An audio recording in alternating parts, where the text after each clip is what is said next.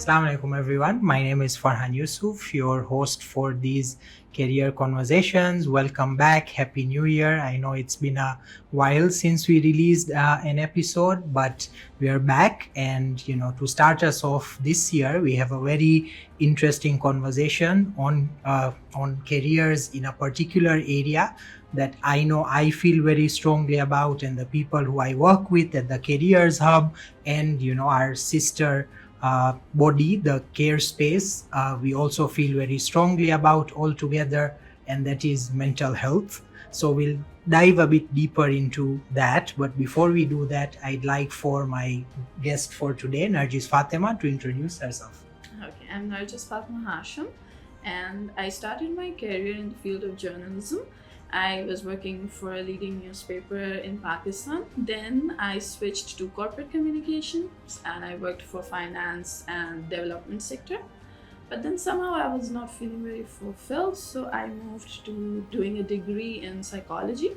And I was working as a psychiatric rehabilitation practitioner. The last when I came back, when I moved here to Dar es Salaam, and then I did my certification in personal medicine.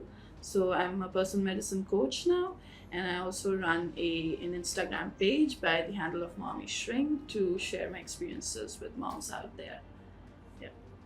Thank you so much, Narjis. That's a very modest introduction, but just as I was listening to you say all those things, I was like, okay, there's a lot that we need to unpack in that, and we'll definitely get to that. But before that, I think one thing I'd like us to discuss a little bit more is this shift that you made, right? Starting from journalism, which in itself, I think is a very understated career, I would say, especially, within our immediate surroundings. But then to go from that to sort of a corporate, finance and development, and then to come to mental health, take us through, why those kinds of decisions. I know you mentioned that you are not feeling fulfilled enough, but just a little bit more. And I ask this because I know, a lot of the youngsters out there, and even people who are, in their middle ages, have this stigma towards like transitioning from one career to another. So if you can just take us through your thought process as you are doing all of that. Right. So when I went into journalism, that was like my first career right after my bachelor's, right? So I did it in mass communication. I always wanted to go in a service, in a profession where I would serve people, right? Now, I initially wanted to become a nurse, but then my A levels, I did not have all my science courses over there, so I couldn't pursue a field in medicine. So now what to do? So I had a good communication, so I was good at writing and good communication skills. So my teacher suggested, why don't you go for mass communication? Because media was booming back then, right? So I thought, fair enough, journalism is also something through which I can, create awareness and all those idealistic thoughts that you have when you're going into Bring change. you can bring change and you can serve. So that's how I entered into it, and my 4 years were amazing. We did a lot of, what do you say? Like we were doing a lot of activities in university. Activism, yeah, that's the word I was looking for. So I did a lot during my university years, so it was really good. Then when you enter the field, you get a different taste of it, right? But then again, I was going through it. But then media is a very rough field in the sense that the timings, right? You have to sometimes you have to be in the night shifts there, you come home late, etc., etc. Now, I came from a traditional family. So now I was struggling in both those directions, that I was from a traditional family and I was in the media industry. And then my family was not accepting the media requirements. So it was a two-way struggle. So now I was getting very tired and exhausted by it. So I eventually thought, okay, now let's move to corporate communication, which is a 9-to-5 job. So that would be better for me as a girl from a traditional family. Now, I started doing that. I did it in finance sector. Then I went to developmental sector, NGO sector, right? So I thought maybe that will make me feel better. But the work was, a little mundane. I wasn't getting that the drive from it, the thrill from it that I was seeking for. So then I decided, okay, if I can't serve in the medicine field and the physical health, why not go for something in the field of mental health? Because again, during my journalism years, and while I was very interested in news and reading articles and everything, so I developed this inclination towards mental health. So I decided I'll maybe incorporate both of them together. And that was basically my intention, that I'll go into mental health and maybe I can use my communication background and integrate that with my mental health knowledge and serve as a mental health practitioner, as well as use my journalism writings and my communication to spread awareness for mental health issues. So that's how I jumped into this field of psychology and mental health. Yeah. Okay. Thank you so much, Narjis. And I mean, I resonate so much with this because I have a lot of conversations with people where I think, a lot of the youth today feel anxiety when they are still in high school and they need to make decisions. And, I have seen many of them sometimes almost, become paralyzed because they're like, okay, what if I make this decision and it doesn't work out? And I'm always telling them that, like, the more you sort of grow as a person, as an individual within a particular career, the more you're going to learn about yourself. And at that point of time, if you feel a certain direction is a better one for you to take, you should definitely take it, right? And so it's always nice to hear, real life cases of people who've done that and found success and happiness from it. Because I think there's just so much of, fear in youngsters. So going into, mental health, and as I mentioned earlier, I think I'm quite excited that we are talking about a career in mental health because, in the recent times, I think, thankfully so, especially I would say even post COVID-19, the conversations globally around mental health as an area have grown so much. There's a lot of awareness that's going on out there. People are trying to beat stigma and all that. But I think, again, one conversation that I see happening a lot is that, yes, now we have done a lot of awareness, people are more aware, but where do we get the services from, right? Because now people are more aware, they're seeking those services, but then, I think when it comes to the workforce around mental health, we are still lagging behind, right? And not just us as a country, but it's a global issue. So hopefully when we highlight, a career such as yours, it will inspire more people to get into that space because we do need that workforce. So if you can tell us a little bit, again, more now in detail about, so what is psychiatric rehabilitation, right? Like, it sounds very interesting to me, but because I also think when we are talking mental health, people sort of tend to box it in like counselor, psychologist, psychiatrist, but I know there's so much more out there. So please tell us. Yes, okay. So, just like in physical health, in mental health, there are regular stressors and regular concerns that you face. And sometimes and it's a spectrum, right? So sometimes people from wellness to illness, there's the spectrum. And in regular life you go through stresses, but sometimes people are on the illness spectrum, and then there's severe mental illnesses, and they include these are like schizophrenia, bipolar. With these illnesses, what happens is there's a sudden dip in your productivity. There's a sudden onset. There are other triggers, and you do sense symptoms, but then there's like a sudden dip in your productivity. So now those people, they need extra, such people need extra support, and the support is generally lacking around them, right?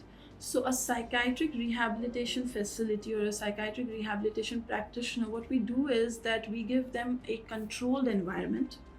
We bring them there, we sit with them, we talk about it. It's a mix of counseling, it's a mix of treatment and everything, all of the therapy, etc. It's a mix of that, and then it is reviving back their skills which get affected by the onset of that illness, right? Which is needed for bringing back their productivity and getting them back into normal circumstances, which are not controlled, uncontrolled circumstances, right? Getting back them to studying or working, etc. So that's what we do. We work with them one on one, and then we have sessions with them, different skill building sessions with them.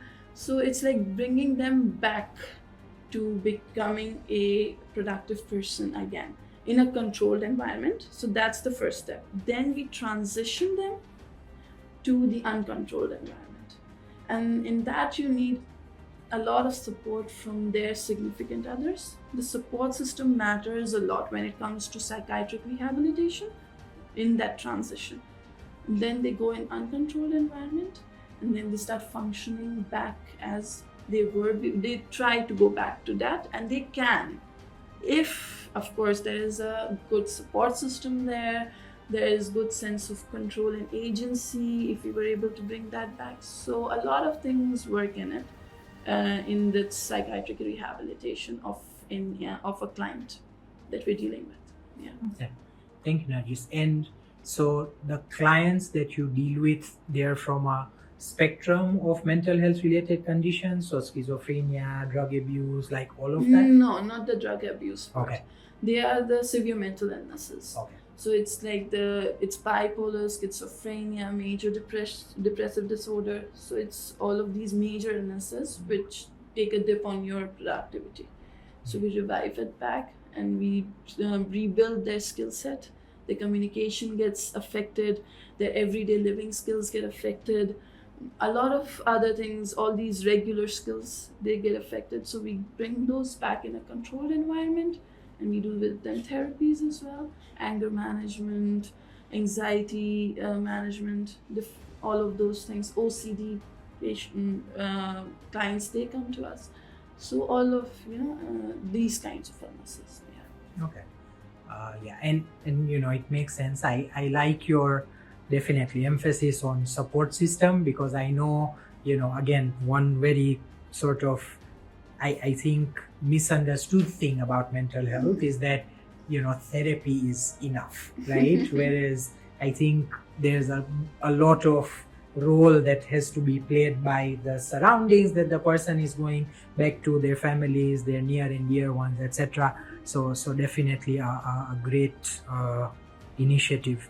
Narjis, to ask you, because in my conversations with people around taking careers in mental health, and we'll go more into what you're currently doing, but even in this psychiatric rehabilitation piece that you've just mentioned, how do you take care of yourself? Because I think whenever you talk about careers in mental health, people are also sort of worried about, if I'm constantly dealing with people who are, suffering themselves, how do I protect myself? Is this going to, in fact, in the spirit of being really crude about it, I, back in the day when I was deciding to do careers, which career to take, medicine was one of the options. I ended up doing pharmacy, for those who don't know, but medicine was one of the options. And I remember when I used to share it with some of my family members so I was very clear since back then that if I do medicine, then I'm going to specialize in psychiatry. Like it was, a passion that I had since that time. And, the kinds of comments I would get is, so you plan to spend your life with people who are not okay, and what will that make you? So I know, where this comes from. I've gone through it myself, and I know a lot of people go through it. So maybe tell us a little bit about how you take care of yourself in this process. Right. So first and the foremost is that when you get training in this field, you do get a lot of skill set, right? So your own skill set helps you a lot, your own agency that you develop when you understand how the mind works. When you go through a 4-year, 5-year training in psychiatry or psychology or any mental health field, you do build your own skill set as well about how to deal with stressors, triggers, etc. You understand your own self. The first process is that when you study and you go through that training, you start understanding your own self as well, your own life experiences, your childhoods, the trauma, etc., etc. Whatever we work with our clients, we actually first are experiencing in our own selves, right? So first we go through that process. So now, as a practitioner, I do have those skill set. Okay, fine. If my stressors are increasing, or if someone's experience is creating a stress on me as well. So I'll use those skills. But of course, sometimes it can get a little rough for me as well as a practitioner, because I have my own set of stressors and triggers in my life, and I'm dealing with someone else's stressors too. So it can become heavy for me. So for that, again, it's the same thing that a doctor also falls sick, right? A surgeon might also need surgery, an oncologist might also get cancer. So we also need, we might also go through mental health challenges as practitioners, and we might also seek for help from our colleagues, maybe, or from someone else, someone completely neutral, another mental health practitioner. So that's the process. If we go through some difficult challenges in our lives, then we seek help as well. And we also seek for a good support system around us. So we work on that as well. We also need that. So it's like, you know, we all are together in this. It's not like because we are a practitioner, we are immune to it. No, we are not. We face triggers, we face challenges, and sometimes it's heavy, so we seek help. Yeah, the mantra that I was told a while ago and that I stick to is, you know, you can't fill someone else's cup if your own is empty, right? So you need to first fill your own cup. And so, yeah, thank you for those. I hope it helps people who are, you know, sort of remove that fear of getting into these careers, because I know people tend to face those challenges. So now tell us a little bit more about personal medicine, you know, which is, I'll be honest, it's a new concept to me. When I heard about it, I was like, okay, interesting. I didn't know something like this exists. I was actually confusing it with precision medicine, which is more of a genetics thing. But so tell us a little bit about personal medicine. Oh, okay. So see, personal medicine, the medicine part, very recently in history, around 18th century or so, when the pharmaceutical companies started coming out, that we started relating medicine with pills and pharmaceutical drugs, right? But the medicine, the term itself, it involves anything that can give you healing, that can help you recover. That was how it was taken traditionally as well.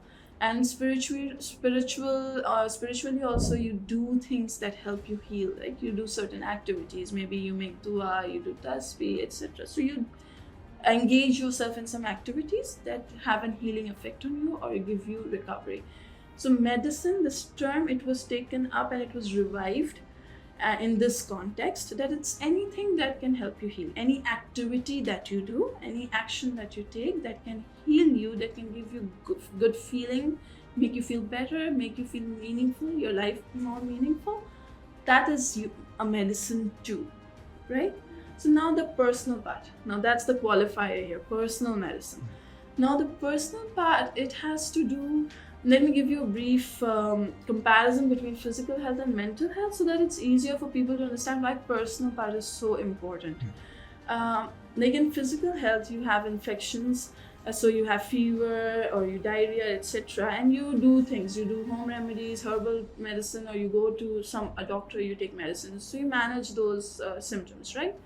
Then you go to work and the boss says, go rest, right? Or your mom is like, soup here, papa is bringing chai. So there's a support system. And then there's immunity, a greater immunity. So if you have a good immune system, so it helps you recover, right? Now, some people might not have a good support system. Maybe you're abroad, you don't have family around you, or you're from a disadvantaged background. So what happens is then, and the immunity is generally weak.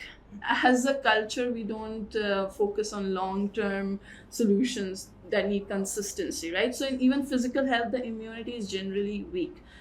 And even basic infections sometimes are very rough for people who don't have a good support system and don't have immunity. They sometimes even die from it. They recover once, twice, but if something happens like consecutively, they sometimes even die.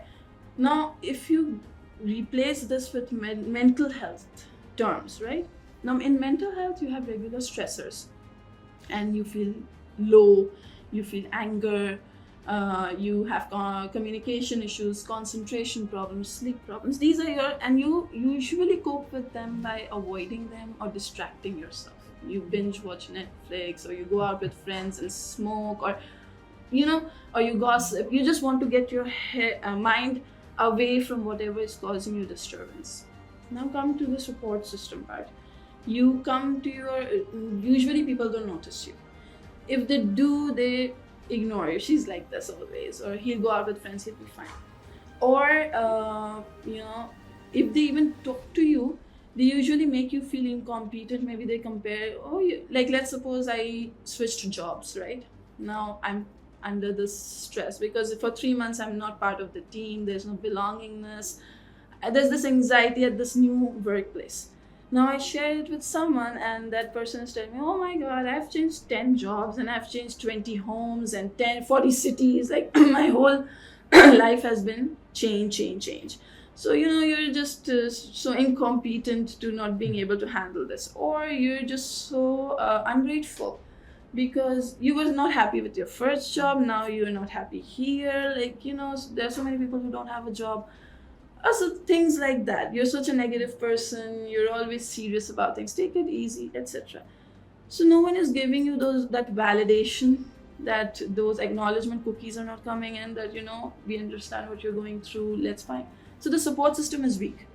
Now the immunity is your agency, your belief in yourself, you being in control of your life, your self-efficacy, that I can take the right decisions. I know what my problems are, and I can find a good solution to it, and I'm living a meaningful life, a purposeful life.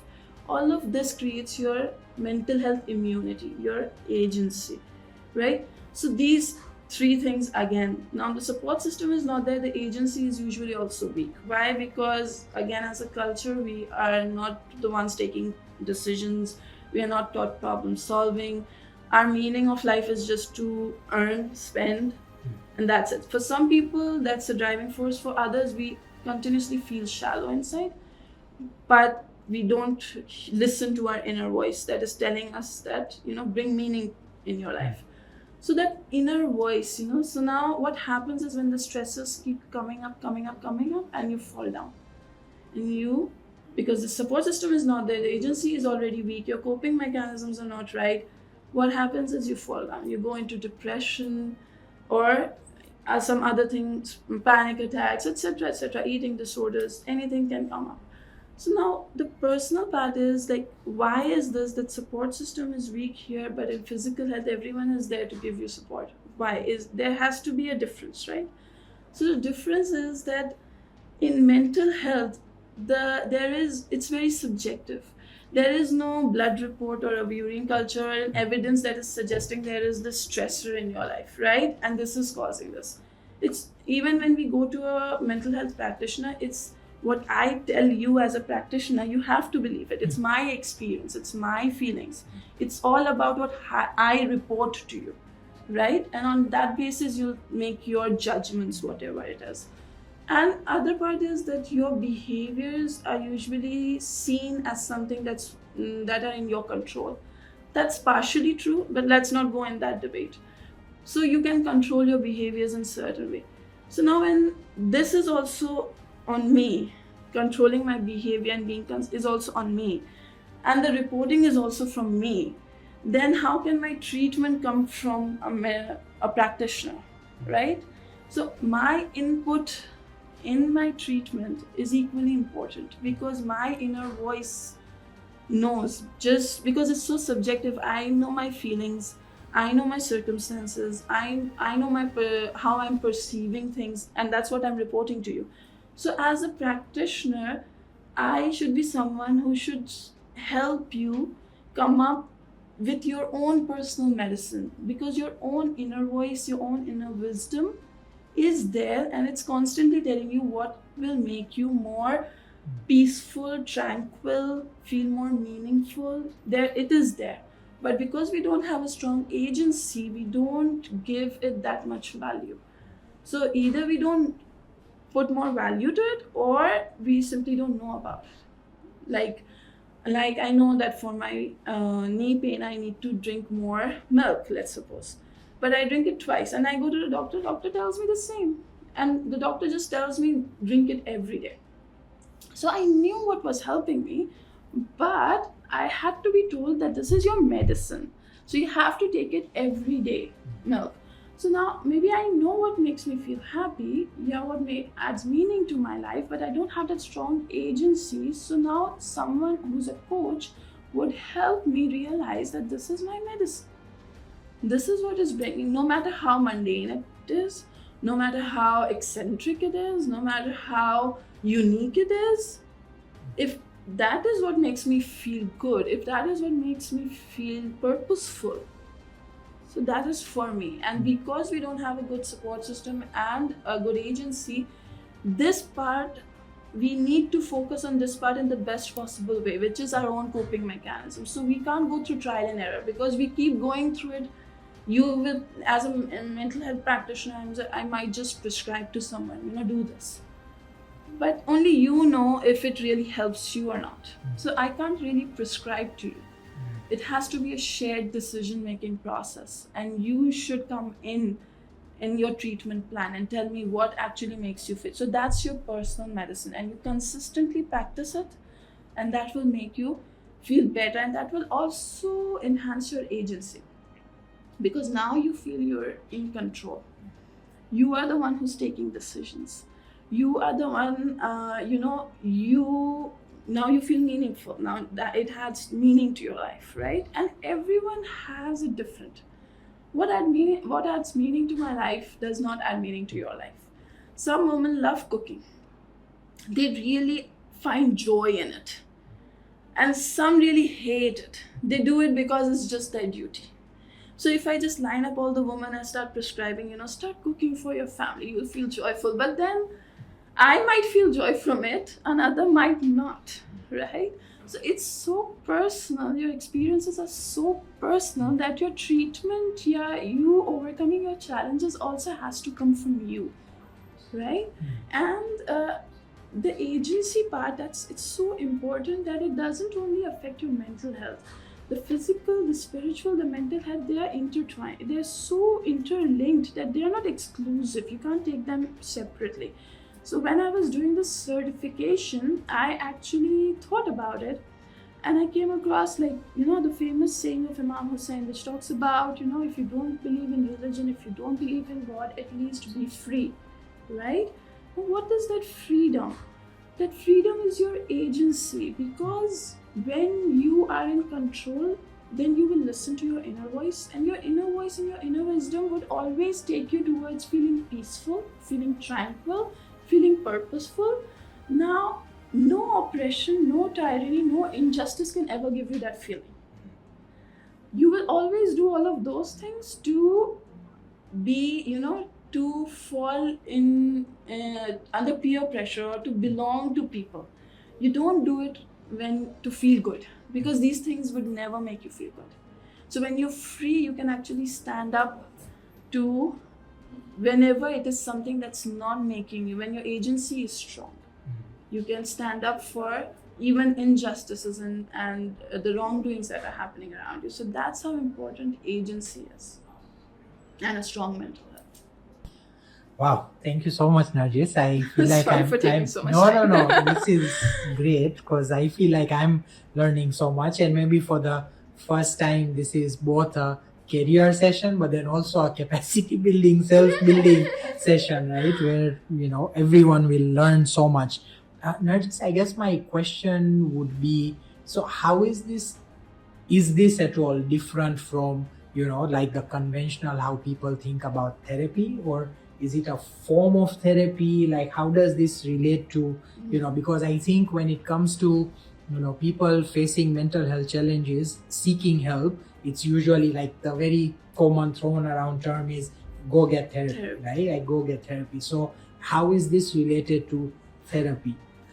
Basically, the idea is that this is an approach, right? So it can be used as in the therapy session as well.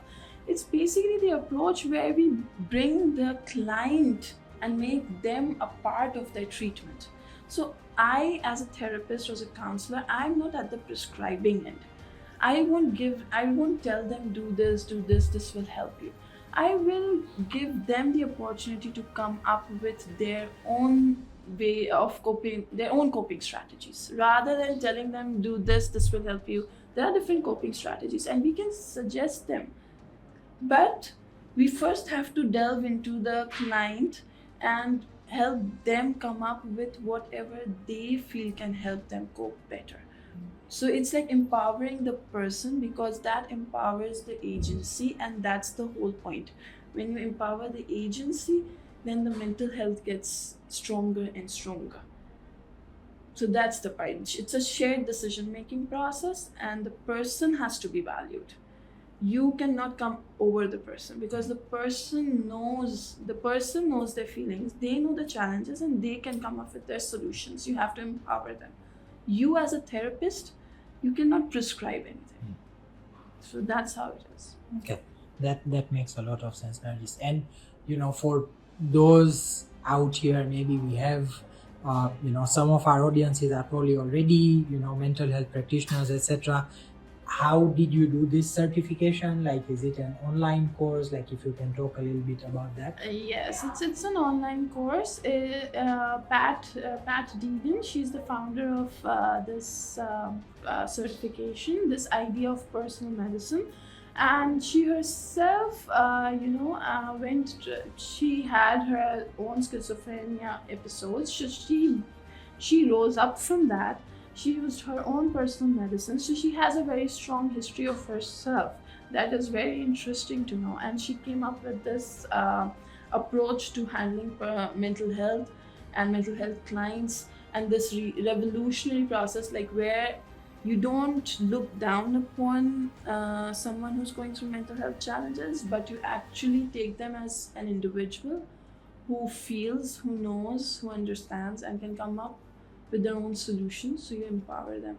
So, and there's this common ground, the common ground, that was the community that she built. So you can go online and search that. So commonground.com or .org, I'm not sure.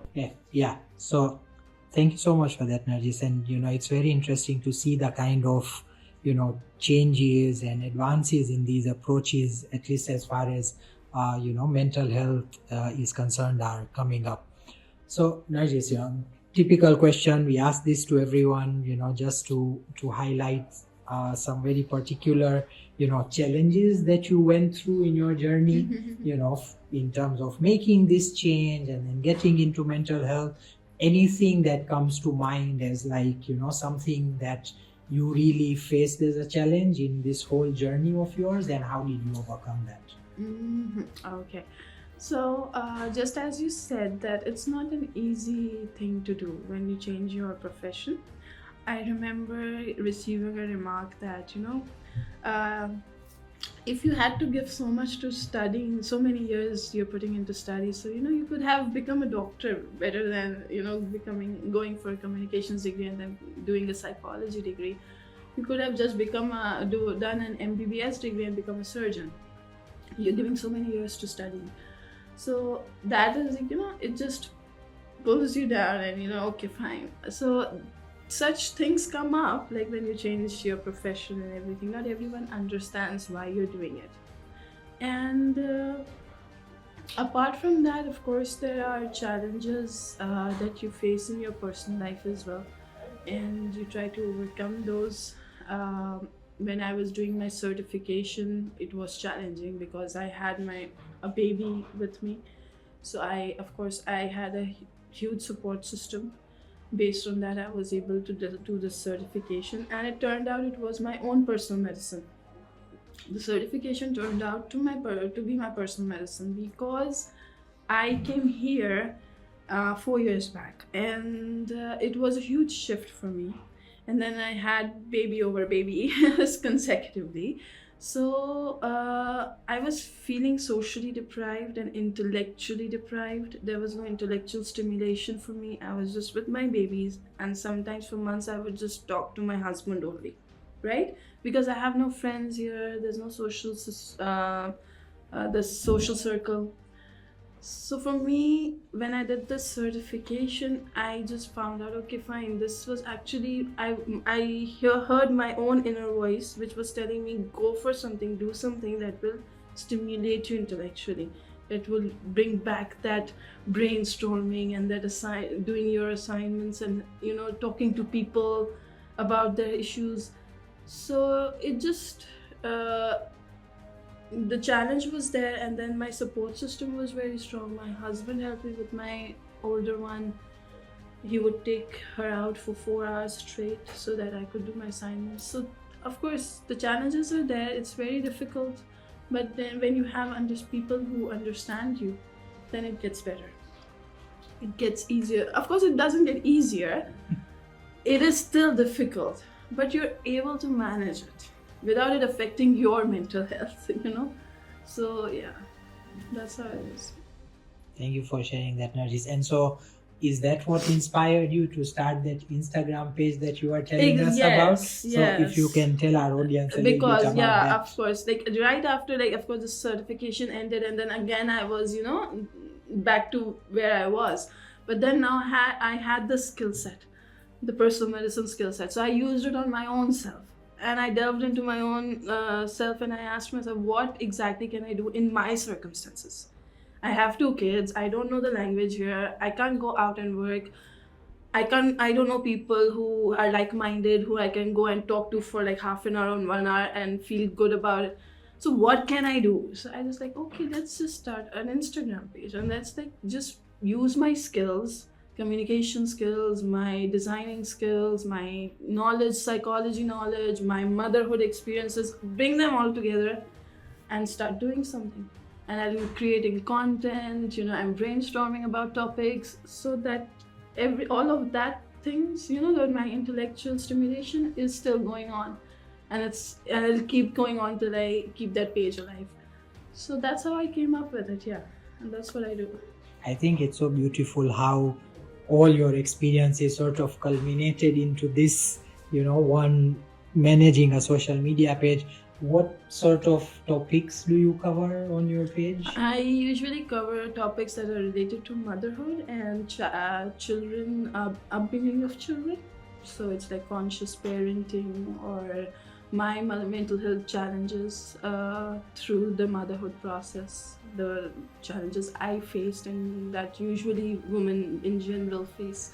So I started with that, and then I'm experiencing my kids growing up. So I use those experiences and my knowledge, and then I talk about topics that are related to upbringing of children in general, toddlers and young children. And as I go up, like I move up with my own experiences. So yeah, that's so nice. And I know, recently I've also heard, people talk a lot about, the fact that we need to start talking about things like postpartum depression, etc. And, I'm sure those are things that you cover. And so maybe just for our audience, if you can say once more what the page is. Mommy Shrink. Mommy _ Shrink, yeah. Okay, so you guys have heard it. Please do go and follow. And Narjis loves brainstorming, so send her a lot of questions, ideas, etc. on her page.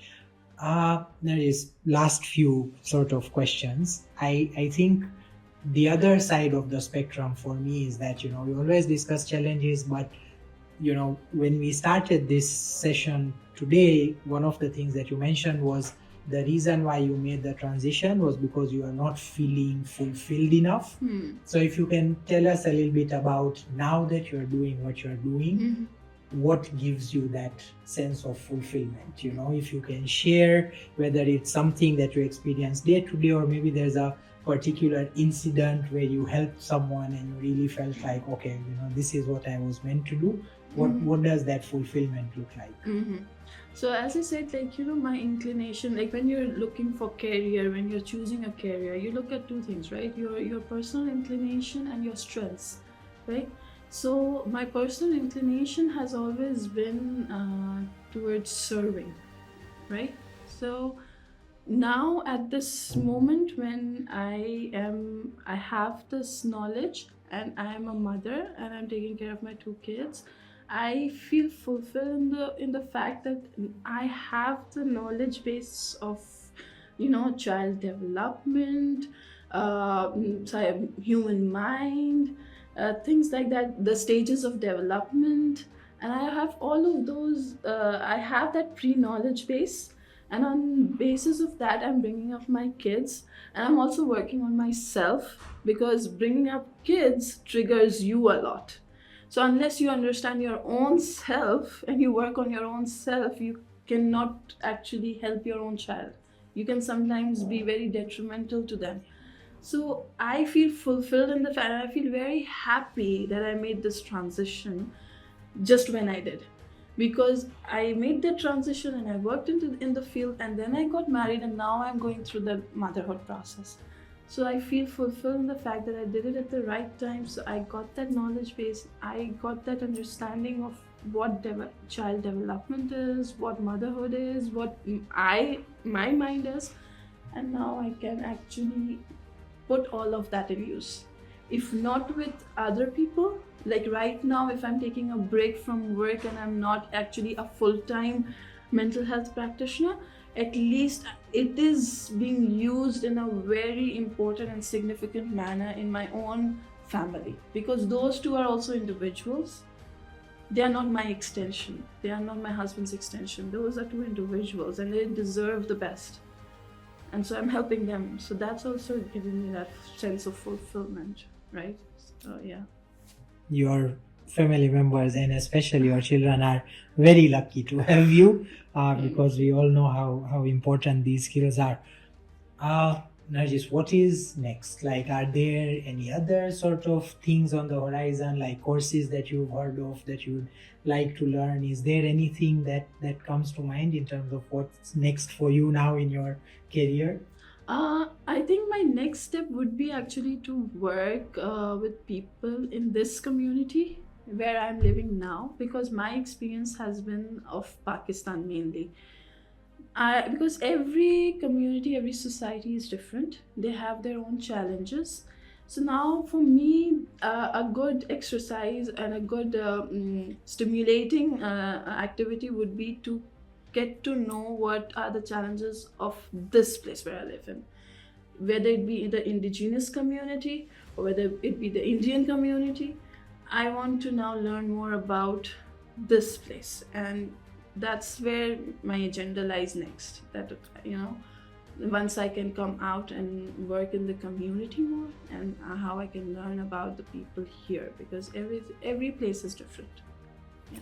Definitely, that context is always very important for anything really that you are trying to do at the community level.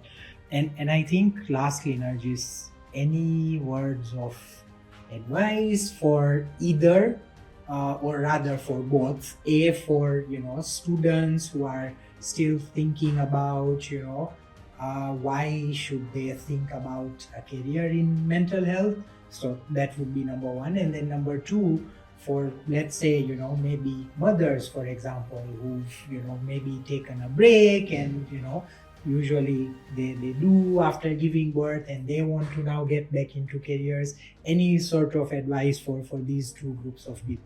Okay, so for students who want to get into mental health field, I'd say it is, you have to know yourself, and you have to be really committed to this field, because it's not easy. It will have an impact on you. Again, as we talked before, it does have an impact on you. So you really have to be very committed to this idea of helping people in mental health, and you have to be very open to the acceptance of mental health. It's not just you go for it because it's the hype today. It's very important, and it's a very important field. You are actually dealing with people, and you're actually dealing with their minds and their lives. So don't take it lightly. If you're really committed to this, please go ahead and join, because we need people who are, and you need to have empathy. If you really have that, please join this field, because we need people. And for moms who want to start their career again, a new career, or coming back to a career, it will rock the boat. It will certainly rock the boat. But you have to work on your support system. because that's the most important thing. And the main support system, what I feel, is your partner, your spouse, for a mom. Because even if you have your mom, your sisters, etc., the mornings, the nights, the exhaustion, only your husband, the father, only he can give you that covering that you need, that help that you need, the warmth that you need. Only he can provide. So he has to be on board. And of course, the kids come first. So even if it's not happening right now, maybe you can do small bits of it rather than going full blown into workplace. Maybe you can start small if you're not able to find a support system for yourself. But be prepared for it, and make preparations on how to manage that rocking boat, because you'll be managing a lot of things now. A full-time mom, a full-time worker, a full-time manager of the house, a full-time cook. So it will be difficult. So be ready for that. But of course, kids come first. If you feel burnout, if you feel exhausted, then think about it. Unless there, of course, you need the extra cash, you're unable to, then of course the husband has to step up. So it's a very complex dynamic, and every mother has a different, like, you can't give a blanket statement for everyone. It differs from case to case. So we know better what our lives are all about, so we need to find solutions for it. And it's nice because I think that brings us right back to personal medicine, right? Yes. So that's a great note to end our podcast on today. Thank you so much, Narjis. I feel like I learned so much from this talk today, and I know our audience will as well.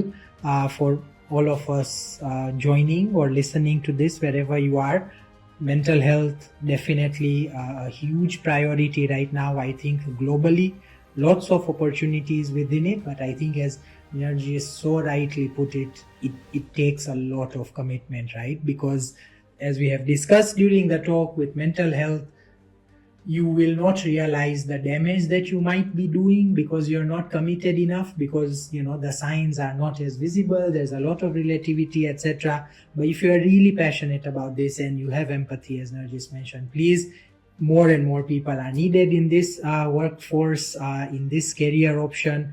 So yeah, if you have any further questions, please reach out to Narjis, reach out to Careers Hub. Thank you so much for joining us, and we'll see you in the next podcast.